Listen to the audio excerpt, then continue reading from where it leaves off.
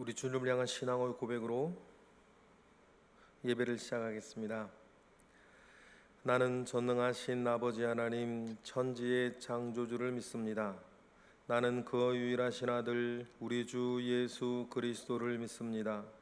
그는 성령으로 잉태되어 동정녀 마리아에게서 나시고 본디오 빌라도에게 고난을 받아 십자가에 못 박혀 죽으시고 장사된 지 사흘 만에 죽은 자 가운데서 다시 살아나셨으며 하늘에 오르시어 전능하신 아버지 하나님 우편에 앉아 계시다가 거기로부터 살아있는 자와 죽은 자를 심판하러 오십니다.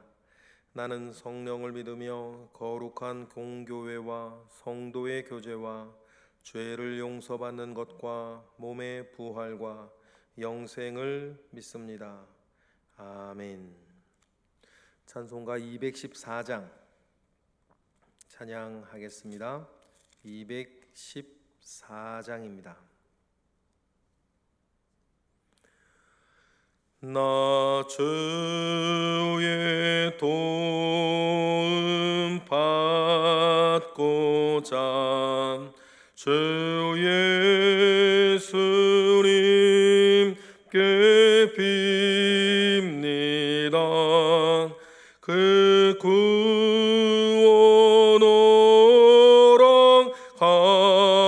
가시사 날 받아주소서.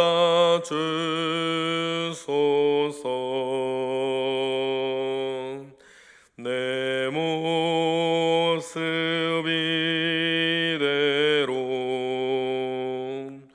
주 받아주소서.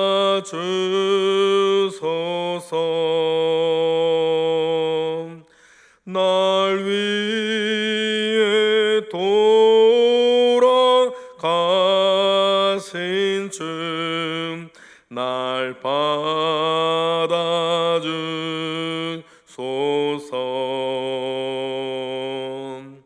큰 죄에 빠져 영축은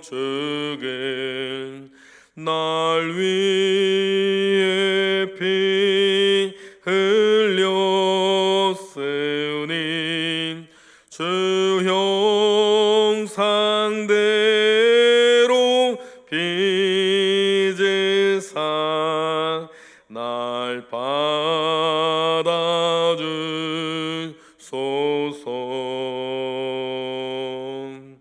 내 모습 이대로 주 받아주소서.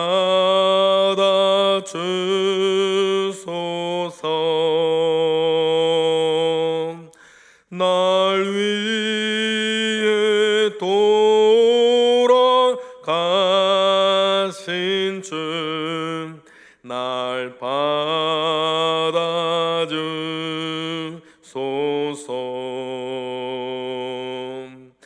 내 힘과 결심 약하여 늘 깨어지기 쉬우니 주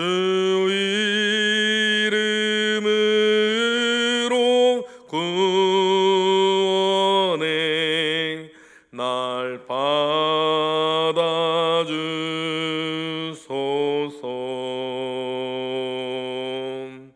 내 모습 이대로 주 받아주소서.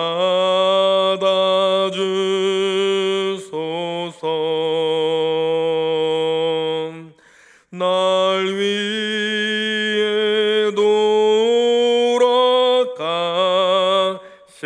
주 날 받아주소서.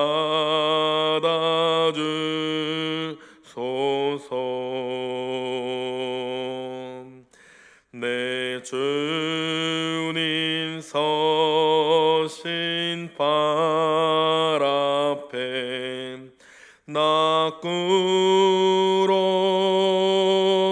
드렸으니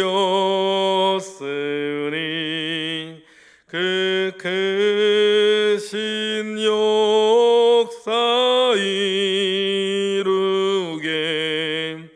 날 받아주소서.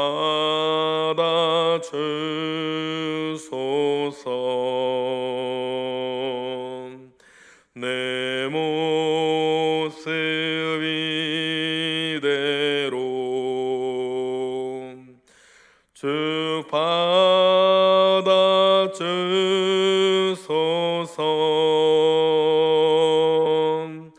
날 위해 돌아가신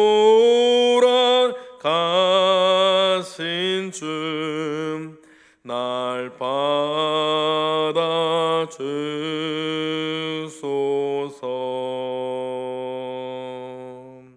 아멘.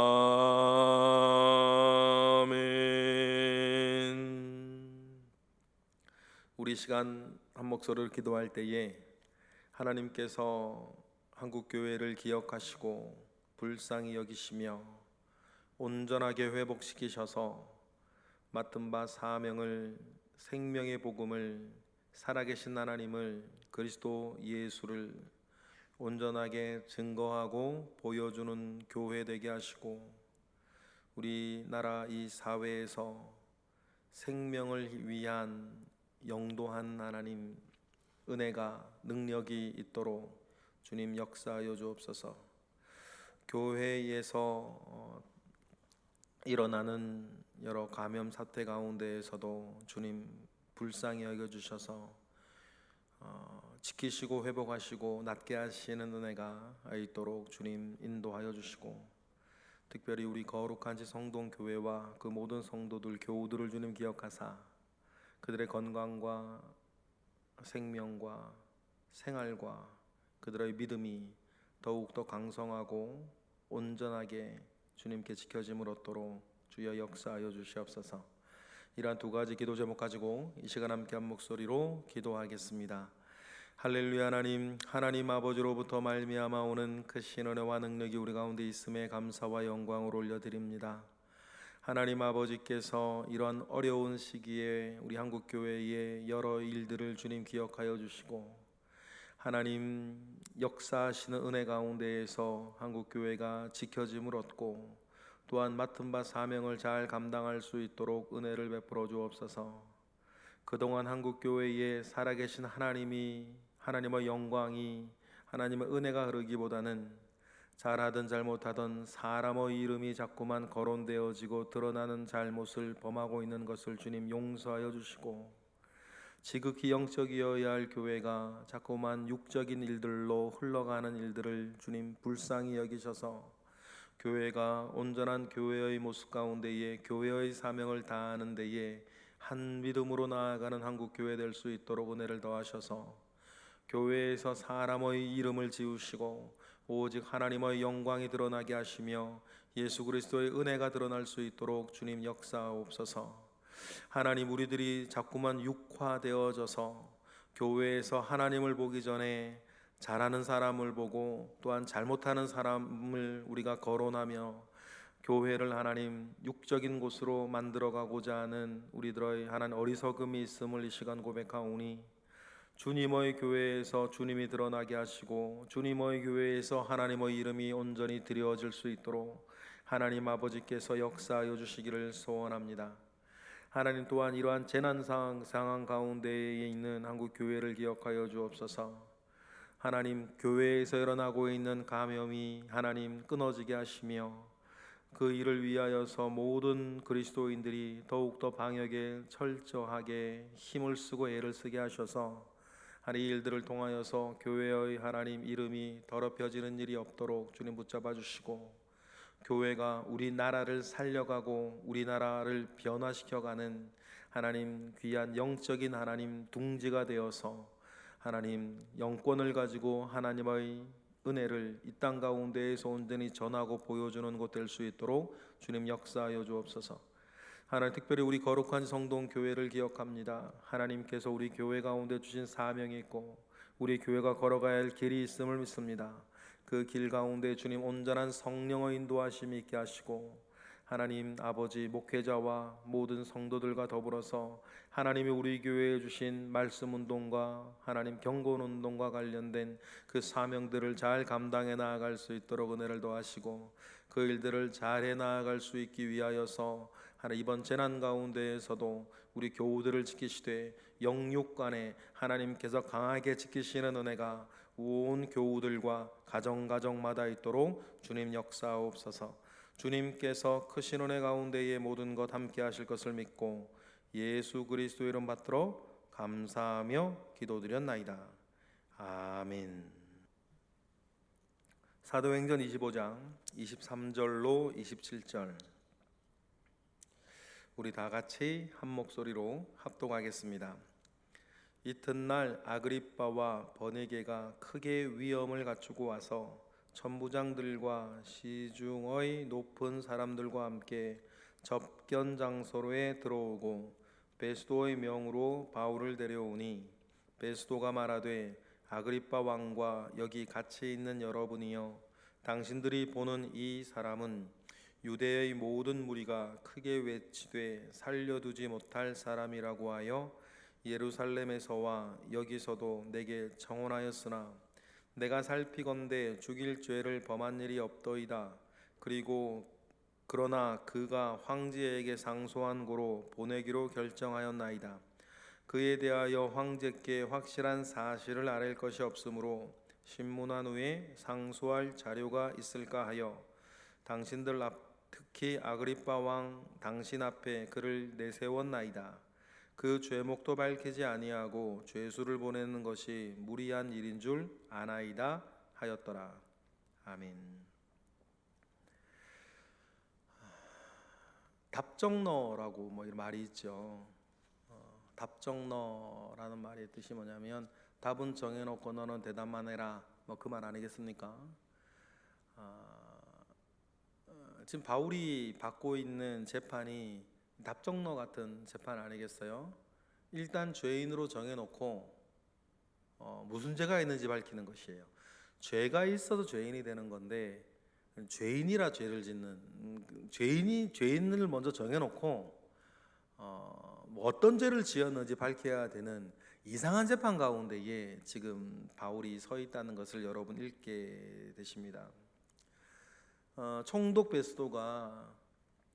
베스도는 총독을 오래 있었던 사람이 아닙니다. 약 한 3년 정도 60에서 62년 2년 2, 3년 정도 이렇게 총독으로 있었던 사람이죠. 그런데 이 사람이 벨릭스처럼 오래 있었던 사람이 아니에요. 그건 무슨 말이냐면 유대의 문화와 유대의 종교, 유대의 풍습의 문화에 잘 모르는 사람이에요. 그러니 벨릭스는 이 도에 대해서 예전부터 알고 있었고 자세히 듣고 있었고 때로는 이 도가 무엇인지 더 자세히 들으려고 드루실라라고 자기 아내와 더불어서 복음을 들으려고도 했고 그때 사도 바울이 의와 절제와 심판에 대한 이야기를 하니까 자기의 그 어떤 삶을 비추어 보았을 때에 두려워지기도 하고 이 유대인들이 왜 바울을 고소하고 죽이려고 하는지 법적이지는 아니하나 종교적인 이유들을 벨릭스는 잘 이해하고 있었어요. 그런데 어차피 다신교적인 사회 가운데에서 온전한 로마 사람으로 살던 베스도가 어느 날 갑자기 와서 십몇칠 사이에 바울에 대한 일들을 재판을 하려고 하니까 도무지 이 사람을 두고 유대인들이 왜 이렇게 난리를 치는지 베스도는 그 자체를 이해를 못하겠는 거예요. 로마인 그리스 문화 영향 아래에 있는 로마인의 어떤 생각 문화 안에서는 여기도 신이고 저기도 신이고 술의 신도 있고 풍부의 신도 있고 하늘의 신도 있고 빛의 신도 있고 달의 신도 있고 여러 신들이 있는데 그 중에서 한 신을 말한다고 해서 왜 이 사람을 이렇게 죽이려고 드는지에 대해서 베스도는 이해를 하지 못해요. 그러니까는 제가 살펴보아도 25절에 나와 있는 것처럼 죽일 죄를 범한 일이 없더이다 라고 얘기를 해요. 그런데 사도 바울이 자기 자신을 예루살렘에 있는 유대인들에게 넘기려고 하는 베스도의 어떤 그 뉘앙스를 보고 마지막 카드를 사도 바울이 꺼내놓은 거 아닙니까? 내가 로마 신인이니 로마 시민으로서의 권리, 내가 황제에게 상소를 받겠다, 재판을 받겠다라고 마지막 카드를 꺼내놓아 버리니 이 베스도 입장에서는 일이 좀 복잡해졌어요.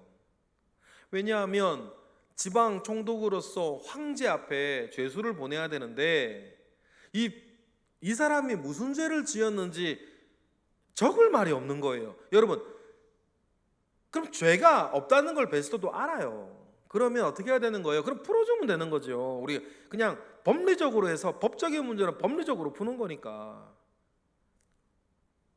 그러니까 베스도는 어떤 거예요? 26절 상반절에 그에 대하여 황제께 확실한 사실을 아랠 것이 없다. 그래서 내가 상소할 자료가 없다는 거예요. 그래서 아그리빠 왕에게 세운 것 아니겠습니까? 그리고 27절 베스도의 난감한 심정이 21절에 나오죠. 그 죄목도 밝히지 아니하고 죄수를 보내는 것이 무리한 일인 줄 아나이다 하였더라. 그래서 여러분 묵상하다 제가 생각난 단어가 답정너예요. 답정너. 답은 정해놓고 너는 대답만 해라. 지금 어떤 재판이냐면 무슨 죄 없다는 걸 알아요. 무슨 죄인지도 몰라요. 그런데 죄인으로 정해놓고 죄를 찾으라는 거예요. 세상에 이런 재판은 없는 거죠. 세상에 이런 재판은 없어요. 만약에 여러분 우리 중에 우리나라에서 누군가가 이런 식의 재판을 받는다면 군사 독재 시절에나 있었을까요? 이런 식의 재판을 받는 것은 참으로 안 되는 일이고 억울한 일이죠. 그러나 여러분 이것은 육적으로 이렇게 우리가 판단하는 거예요. 이건 정말 억울한 일이고 안 되는 일이에요. 그러나 여러분 생각해 보십시다. 우리가 이걸 영적으로 하면 이 일이 무엇인가 우리가 영적으로 다시 한번 보세요. 하나님께서 맨 처음 바울을 부르실 때의 그 사명을 하나님은 이루어가고 계세요. 하나님께서 바울을 부르실 때에 내가 너를 이방인의 사도로 세우겠다라고 말씀하셨을 때 그때 하나님께서 사도 바울에게 말씀하셨죠. 네가 여러 왕들 앞에서 나를 증언하게 될 것이다. 왕과 황제 앞에서도 나를 증언하게 될 것이다 라고 하신 것이 바울을 향한 하나님의 뜻이셨어요. 그래서 이 일들을 통해 바울의 원초적인 사명은 지금 또 어떻게 된 거예요? 이루어져 가고 있다. 오늘 본문에 나오는 이 아그리빠는 아그리빠 2세가 될 겁니다. 아그리빠 1세는 유대교의 입장에서는 매우 신앙심이 좋은 사람이었어요. 그래서 6월절마다 온 예루살렘에 모이게 되는 유대인들 앞에서 신명기를 읽으면서 자기 죄를 회복하고 왕이지만 백성들 앞에서 눈물로 이렇게 자기 죄를 회개할 줄 알던 그 사람이 헤롯 대왕의 손자 아그리빠 1세였고 오늘 본문에 나오는 아그리빠 2세의 아버지였어요. 아마 하나님께서는 그런 어떤 신앙의 본류 가운데 서 있는 이 아그리빠에 대하여서 한 번의 기회를 주고 싶어 하시는 것 같아요. 기회를 주고 싶어 하시죠. 구원의 기회, 영생에 대한 기회를 주고 싶어 하세요. 왜냐하면 인간적으로 놓고 보았을 때에 이 아그리빠는 굉장히 딱한 사람이에요. 왜냐하면 자기 아버지 아그리빠 1세는 로마의 황제를 뒤에서 세울 정도로 막강한 권력을 가지고 있는 사람이었고 막대한 부를 가지고 있는 사람이었는데 아그리빠 1세가 헤롯 아그리빠 1세가 막강한 권력 가운데에서 로마 황제도 어떻게 하지 못할 막강한 권력을 가지고 있던 사람으로서 왕으로 있었던 시간이 얼마 되지 못해요. 너무 일찍 죽어요. 여러분, 아그리빠 1세가 너무 일찍 죽었다라고 하는 말은 무슨 말이냐면 이 아그리빠 2세 오늘 나오는 이 헤롯이 너무 이른 나이에 왕이 돼요. 10대 때죠. 너무 이른 나이에 왕이 되니까 로마 입장에서는 이 아그리파 2세에게 아그리파 1세와 같은 넓은 영토와 큰 권세를 줄 수가 없었어요. 또 황제도 바뀌었고.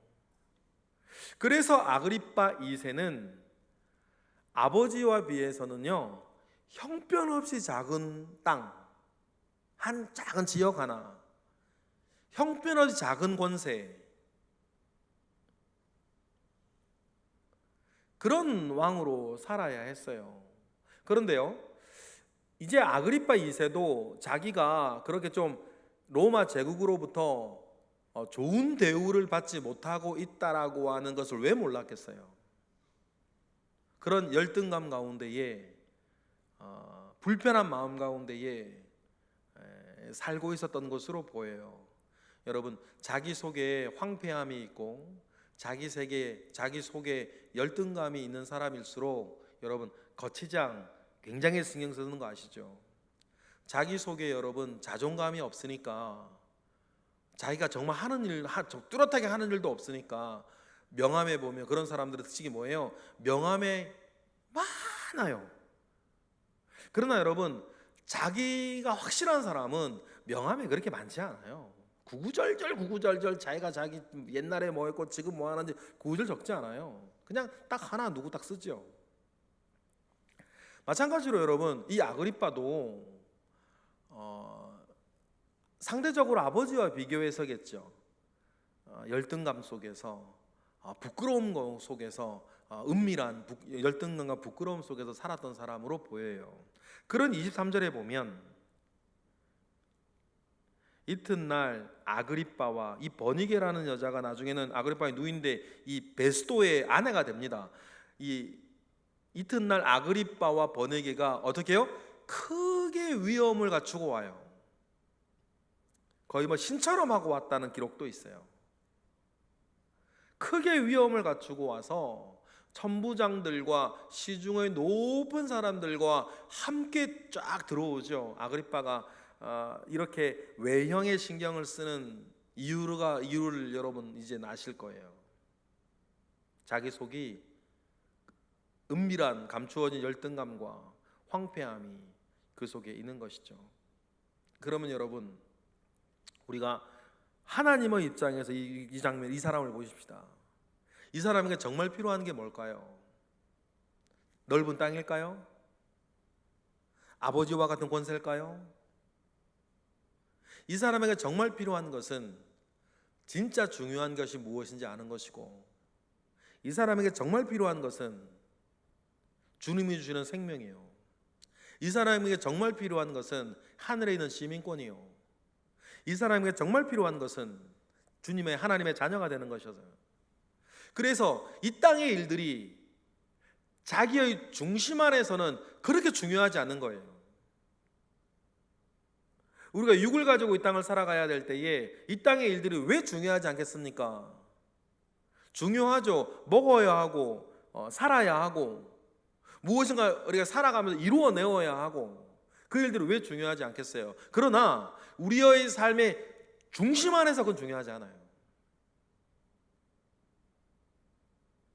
그것이 중요해지지 아니하는 주님이 주시는 자유 안에서 우리는 용서할 수 있고 위로받을 수 있고 사랑할 수 있어요.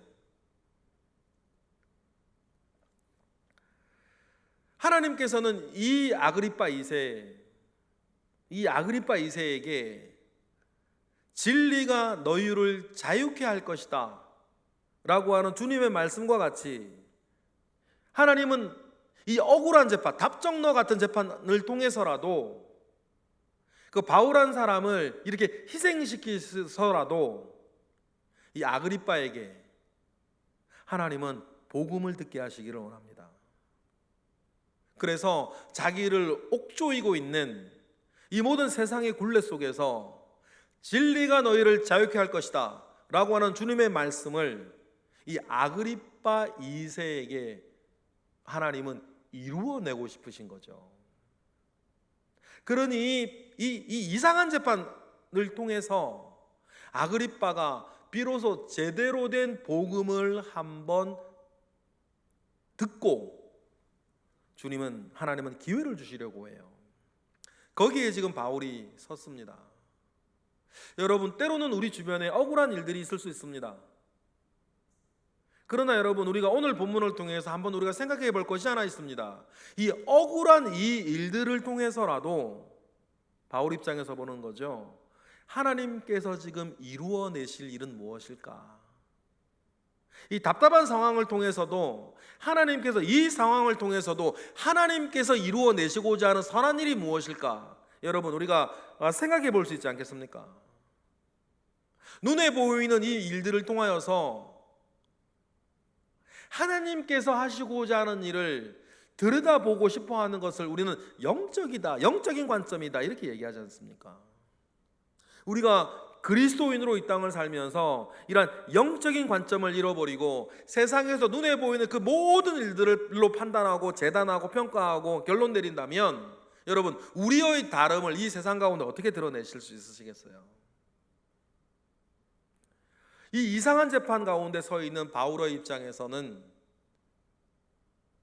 바울은 알았을 것 같아요. 하나님께서 지금 나 개인적으로 여러 왕들과 황제 앞에서 복음을 증거하게 할 것이다 라고 하는 주님의 말씀이 이루어지는 현장이에요.